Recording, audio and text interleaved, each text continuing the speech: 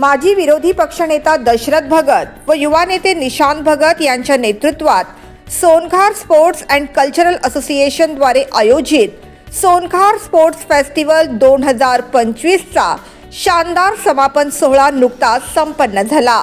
18 ते 21 डिसेंबरपर्यंत आयोजित या महोत्सवामध्ये विविध क्रीडा प्रकारांचा समावेश करण्यात आला होता, ज्याची टॅगलाईन होती sports for health, sports for unity. मुलांना मोबाईलपासून दूर ठेवणे व मैदानाशी जोडणे हा या महोत्सवाचा मूळ उद्देश आहे। 12 वर्षापूर्वी दशरथ भगत यांनी सदर संकल्पना मांडून ती प्रत्यक्षात उतरवली। महाराष्ट्र राज्याचे वनमंत्री व पालघर जिल्ह्याचे पालकमंत्री गणेश नाईक यांच्या उपस्थितीत सोनखार स्पोर्ट्स फेस्टिवलचा समापन सोहळा पार पडला। कार्यक्रमाची सुरुवात दीप प्रज्वलनाने झाली।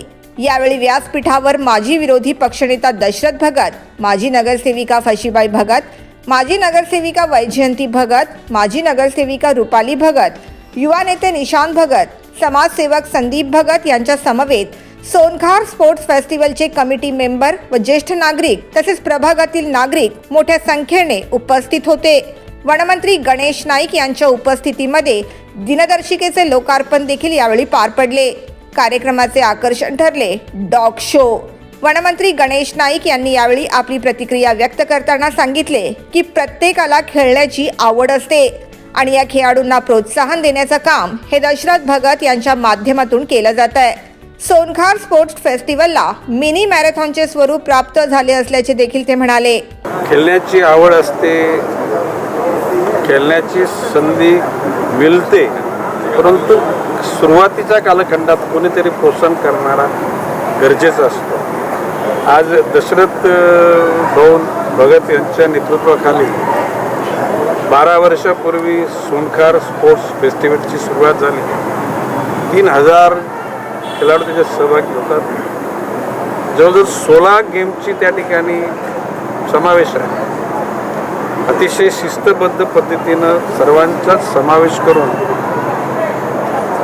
त्या ठिकाणी या खेळाच्या स्पर्धा आयोजित करण्यात येतात आणि भविष्यकालामध्ये या सोनखार स्पोर्ट्स फेस्टिवलला मिनी मॅरेथॉनचं स्वरूप प्राप्त झालेलं आहे। दशरथजी भगत, निशांत भगत, संदीप भगत हे प्रामुख्यानं त्या ठिकाणी सर्व जनसामान्यातील समाजाकरता काम करणाऱ्या ज्येष्ठ श्रेष्ठ लोकांना घेऊन काम करीत आहेत। त्यांना त्याच्यात यश मिळेल आणि भविष्यकाळात हा सोनखार फेस्टिवल मोठ्या प्रमाणामध्ये त्या ठिकाणी उत्सव साजरा करेल असा विश्वास व्यक्त करतो।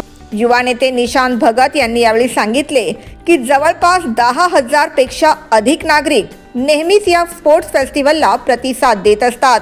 मुलांनी मोबाईलमधून बाहेर पडून मैदानाशी जुडावे म्हणून सदर फेस्टिवलची संकल्पना साकारण्यात आली। निशांत भगत यांनी स्पोर्ट्स फेस्टिवलची संकल्पना मांडणारे दशरथ भगत व या संकल्पनेला सत्यात उतरवणाऱ्या नियोजन समितीचे देखील तसेच नागरिकांचे देखील आभार मानले।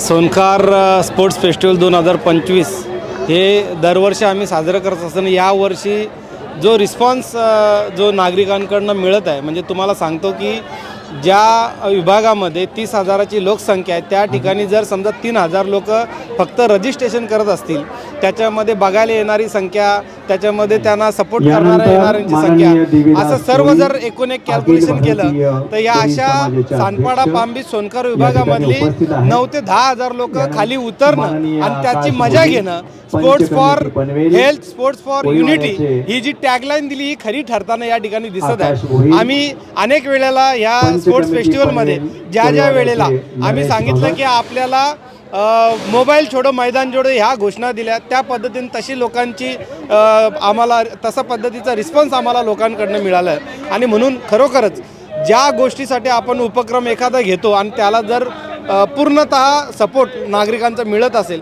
तर त्याच्यामध्ये उत्साह नक्कीच आमचा वाढत असतो।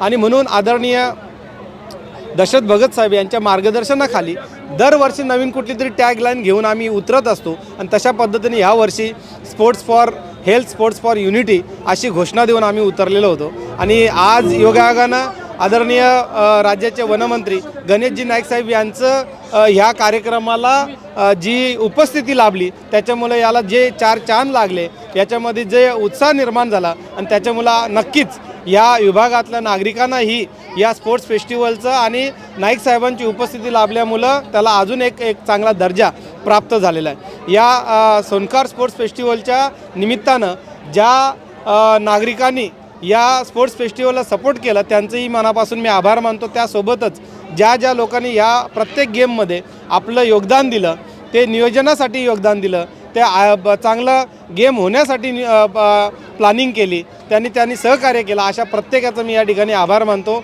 आणि आमच्या या सोनखार स्पोर्ट्स फेस्टिवलची जी नियोजन समिती आहे त्यांचेही मी या ठिकाणी मनापासून आभार मानतो. Bureau report the metro.